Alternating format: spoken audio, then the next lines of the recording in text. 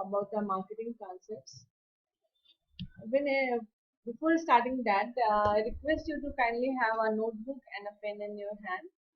We are going to use it for the activity which is in the middle of the dialogues. Marketing. What is marketing? This is a very general term we come across even our in day-to-day life. But most we define it as an advertisement or sales or something which is not a concrete definition of a marketing. So today we will try to actually define marketing in a very concrete manner. First, we need to understand marketing is not a action. It is a series of continuous activities.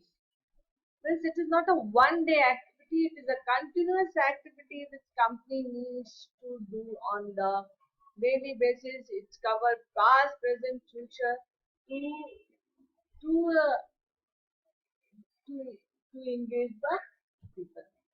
Now let's start. The shortest definition of marketing is meeting customers' need profitably. Here, the two terms are very important. One is need, and second is the profitability. And middle between of a need and profitability, one more term will come value. But before going to that, let's discuss what need I am talking about. Need and want. See, this need is not about economics, but it is about a marketing need. When you feel deprivation of anything, that's become that is your basically is your need. In economics, need is when you feel roti, kapda, and makan. But in marketing, when you have a less hair, you feel deprived of hairs. That is also a need, and so that Dr. Batra trigger that need. So when you feel deprived of anything, that is a need. Marketing need has been divided into two broader categories. One is latent need, and second is recognized need. As the word itself explains the meaning, the need which has already been recognized by the marketers and they are using it for the building the relationship, and the latent need which the leads are there but yet not has been recognized by the marketers. So companies, these are also called as a met need or unmet need. Company triggers both of these needs in order to satisfy the customers. Now here, please wait for a while and take your notebook and a pen and write any 5 needs which comes to your mind. Kindly pause the video here and write any 5 needs which comes to your mind. Now moving to the next part. What needs, when you feel deprived of anything, is need, but what is want? That is the second stage. Directed to the specific product. Suppose I am hungry. That is my need. What can satisfy that need is a food. Food is a want. But in that also there are various. Suppose that one Indian and another person is a American. One is Indian and another is a American. Both are hungry, so the need is same. That is food, food. But Indian need rice, dal, and roti, and American need French fry, burger, and pizza. So, though the need is same, but due to the customer taste and preference, want differs from customer segment. You have listed the needs. Can you again list the correspondent wants for that need as per your understanding? After this activity, we will move to the next. Now we understand what is need, want. Now what is demand?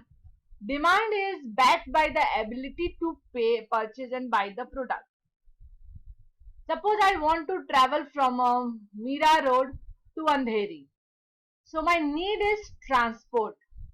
Now coming to my want part, I can go by the local train, I can go by the bus, or I demand to have a Audi to go by that.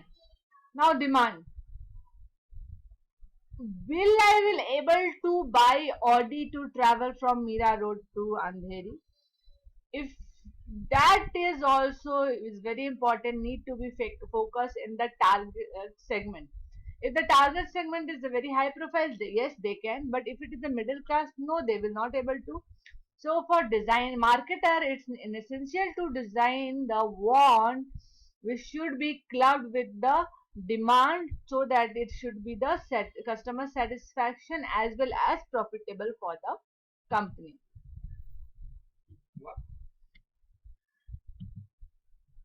Now, after analyzing the need, want, and demand, now let's why we were analyzing this, in order to build a superior customer value.